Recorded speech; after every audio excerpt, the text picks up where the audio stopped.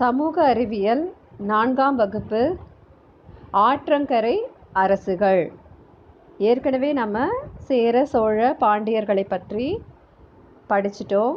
இப்போது இந்த வீடியோவில் நம்ம பல்லவர்கள், குறுநில மன்னர்கள் மற்றும் சங்ககால மக்களின் நிர்வாக நிலை, விருந்தோம்பல், பொருளாதார நிலை, பெண்களின் நிலை, திருவிழாக்கள் போன்ற தலைப்புகளில் பார்க்க போகிறோம். வாங்க வீடியோவுக்கு போகலாம். முதன்மையாக பல்லவர்கள் காஞ்சிபுரத்தை தலைநகரமாக கொண்டு பாலாற்று பகுதியில் ஆட்சி செய்தனர். இந்த பகுதி தொண்டை மண்டலம் என்று அழைக்கப்படுகிறது. இந்த பகுதி தமிழகத்தின் வடகிழக்கில் உள்ளது. இப்போ நீங்கள் தமிழ்நாடு மேப்பை பாருங்கள். அதில் ஒரு அம்புக்குறியிடப்பட்டு காட்டப்பட்ட இடம்தான் சங்ககால பல்லவர்கள் ஆட்சி செய்த இடம். பிறகு பல்லவர்களின் ஆறு பாலாறு. அவர்களின் தலைநகரம் காஞ்சிபுரம். அவர்களின் துறைமுகம் மகாபலிபுரம். அவர்களின் கொடி நந்தி கொடி. மீண்டும் ஒருமுறை பார்க்கலாம். பல்லவர்களின் ஆறு பாலாறு, தலைநகரம் காஞ்சிபுரம், துறைமுகம் மகாபலிபுரம், கொடி நந்தி கொடி. முற்கால பல்லவ அரசர்களுள் மிகவும் சிறப்பு வாய்ந்தவர்கள் இருவர். அவர்கள் சிவஸ்கந்தவர்மன், விஷ்ணுகோபன்.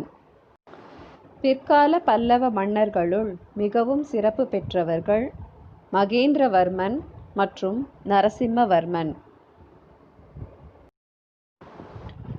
மகேந்திரவர்மனின் மகனான நரசிம்மவர்மன் பல்லவ மன்னர்களுள் சிறப்பு பெற்றவர். அவர் சிறந்த மல்யுத்த வீரர்.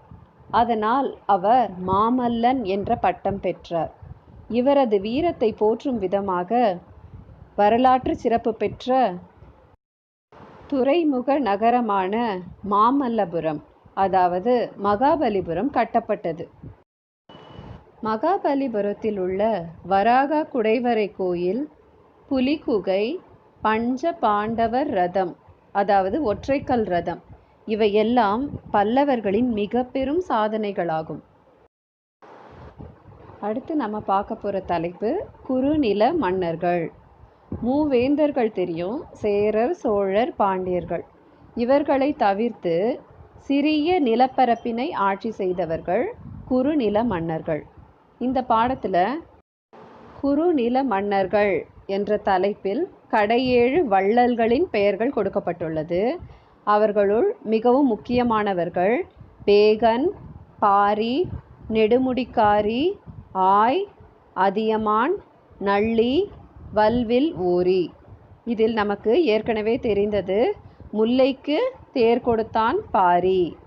அதேபோல் குளிரில் வாடிக்கொண்டிருந்த மயிலுக்கு விலை மதிப்பு மிக்க தன் போர்வையை கொடுத்தவன் பேகன். அதேபோல் ஔவைக்கு நெல்லிக்கனியை கொடுத்தவன் அதியமான். இவர்கள் கடையேழு வள்ளல்களுள் மிகவும் சிறப்பு வாய்ந்தவர்கள். இப்பொழுது கடையேழு வள்ளல்களின் படங்கள் காண்பிக்கப்படுகிறது. முதலில் பேகன், பாரி, நெடுமுடிக்காரி, அதியமான், வல்வில் ஓரி. இப்பொழுது சங்ககால மக்களின் நிர்வாக நிலை பற்றி பார்க்க போகிறோம். அரசர்கள் திறமையான போர் வீரர்களாக இருந்தனர். அவர்கள் சிறந்த படைப்பாளிகளாகவும் இருந்தனர். அரசுரிமை மரபுரிமையை பின்பற்றியே இருந்தது. அதாவது அரசனுடைய முதல் மகன், அவனுக்கு பிறகு அரசனாகக்கூடிய நிலை இருந்தது. அரசர்கள் தன் மக்கள் மீது மிகவும் அன்பு கொண்டவர்களாக இருந்தனர். அரசர்களின் சிறப்பு பெயர்கள் என்னென்னு இப்போ பார்க்கலாம். அரசர்களின் சிறப்பு பெயர்கள் கோ, கோன், வேந்தன், கொற்றவன், இறை. கோ, கோன், வேந்தன், கொற்றவன், இறை, இவையே அரசர்களின் சிறப்பு பெயர்கள். அடுத்தது விருந்தோம்பல். விருந்தோம்பல் என்ற சொல்லின் பொருள் நம் வீட்டிற்கு வரும் விருந்தினர்களை முக மகிழ்ச்சியோடு வரவேற்று அவர்களுக்கு உபசரிப்புகளை செய்தல். சங்ககால தமிழர்கள் தன் வீட்டிற்கு வெளியில் விருந்தினர்கள் இருக்கும் பொழுது தன் வீட்டினுள் அமிர்தமே இருந்தாலும் அதை தனித்து உண்ணக்கூடாது, அப்படி உண்டால் அது பாவச் செயல் என்று கருதினர். இந்த படத்தில் பாருங்க, வீட்டிற்கு வரும் விருந்தினர்களை முகமகிழ்ச்சியோடு எப்படி வரவேற்கிறாங்கன்னு பாருங்க. இதற்கு பெயர்தான் விருந்தோம்பல். நம் வீட்டிற்கு விருந்தினர்கள் வருகிறார்கள் என்றால் அதை அறிவிக்கும் ஒரு பறவை காகம். காகம் கத்திச்சுன்னா என்ன சொல்லுவாங்க? வீட்டில் விருந்தினர்கள் வரப்போறாங்கன்னு சொல்லுவாங்க. அந்த காகத்தை புகழ்ந்து பாடிய புலவர் தான் காக்கை பாடினியார். அவர் காகத்தை புகழ்ந்து பாடியதாலேயே அவர் பெயர் காக்கை பாடினியார் என்று அழைக்கப்பட்டது. தமிழர்களின் விருந்தோம்பல் பற்றி நாம் தெரிந்து கொள்ள புறநானூறு என்ற நூல் மிகவும் உதவியாக உள்ளது. அடுத்தது பொருளாதார நிலை. சங்க காலத்தில் தமிழர்களின் முக்கிய தொழிலாக விவசாயமே இருந்தது. அவர்கள் நெல், கரும்பு ஆகியவற்றை முக்கிய பயிர்களாக விளைவித்தனர். வரகு, திணை, சாமை போன்றவையும் பயிரிடப்பட்டன. வரப்புயர நீர் உயரும், நீர் உயர நெல் உயரும், நெல் உயர குடி உயரும், குடி உயர கோல் உயரும், கோல் உயர கோன் உயர்வான் என்ற ஔவையாரின் மொழிகள் சங்க காலத்து தமிழர்களின் நிலையை உணர்த்துவதாக உள்ளது. அடுத்தது பெண்களின் நிலை. சங்க காலத்தில் சமுதாயத்தில் பெண்கள் உயர் மதிப்பை பெற்றிருந்தனர். ஒருவனுக்கு ஒருத்தி என்ற நிலை இருந்தது. அதாவது ஒரு ஆணுக்கு ஒரு பெண் என்ற நிலை இருந்தது.